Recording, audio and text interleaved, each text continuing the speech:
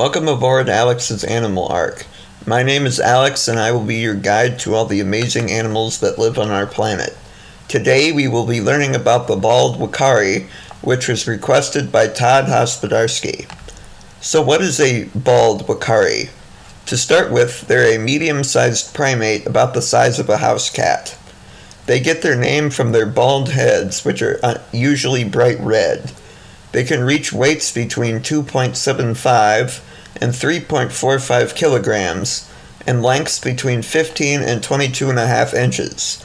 The males usually average about 17.9 inches in length, and the females average about 17 inches in length. Bald Wakaris can live between 15 to 20 years in the wild, and up to 30 years in captivity. Their heads are bright red due to a combination of thinner epidermis and more capillaries in their face. The red color is a sign of health, so the redder their face, the better, and if their face is pale, it usually means they are sick. This is commonly due to malaria. They also have very sharp fangs, which are good at ripping apart fruit. Their bodies are covered in a long, shaggy coat that comes in several variations of blonde, orange, brown, or red. This is also a good way to tell the subspecies apart because they each have different coat colors. Like most monkeys, bald Wakaris typically have long legs, arms, toes, and fingers, but unlike other monkeys, they have a very short tail that only reaches 5 inches in length. So where can you find bald Wakaris? Bald Wakaris are typically found in tropical forests in the Amazonian lowlands that are called floodplain forests or Varzea forests since they flood seasonally. They can also be found in other wooded areas. Their favorite habitats are ones with aguajay palm trees. The ranges between the Uakari and Uakari rivers in eastern Peru and western Brazil. There used to be some in southern Colombia, but there are no longer any due to deforestation. So what are some bald Wakari behavior? Bald Wakaris are diurnal and active during the day. During the rainy season of December to May, bald Wakaris are arboreal or tree-dwelling, so they can stay out of the floodwaters. However, during the dry season of August to November, they spend more time on the ground. Bald Wakaris are herbivores and frugivores, which means they eat plants and fruits. Their diet varies depending on the season. In the wet season, they eat a lot of leaves and fruits, since they are in the trees most of the time. During the dry season, they eat fallen leaves and fruit, seeds and roots they forage off the forest floor. Bald Wakaris are typically found in groups of 30 individuals, but they can be found in bigger groups that can have 100 members in them or more, especially when they sleep. These troops typically have a home range of 2 square miles and can travel up to 3 miles a day. During the dry season, they will often go down to the forest floor and forage in groups of 10.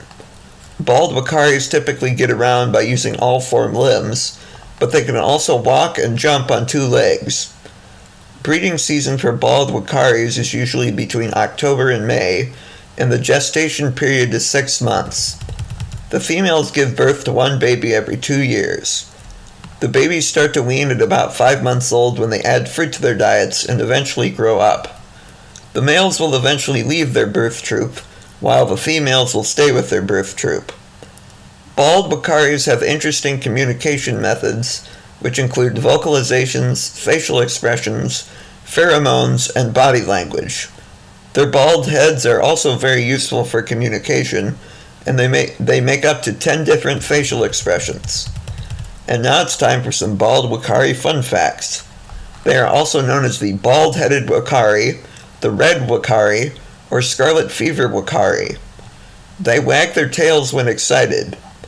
Their jaws are very strong and combined with their fangs, they can crack open some kinds of nuts that other monkeys cannot.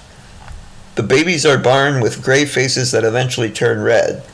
And even though they are called Wakaris, their name is spelled Uakari.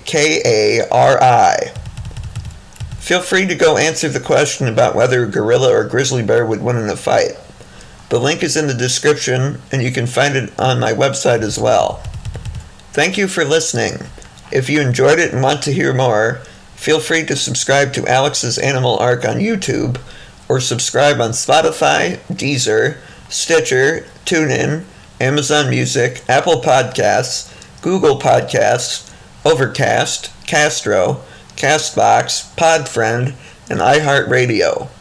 Feel free to like and follow the Alex's Animal Ark Facebook page, and visit my website by following the link in the description. If there's an animal you would like to hear me cover, please email your name and the animal you want to hear about to the email in the description, and I will add it to the list. Or feel free to leave a comment on YouTube or on the Facebook page with the animal you'd like to hear about if that makes you feel more comfortable. Thank you for coming on this animal adventure. I will see you all again for the next voyage.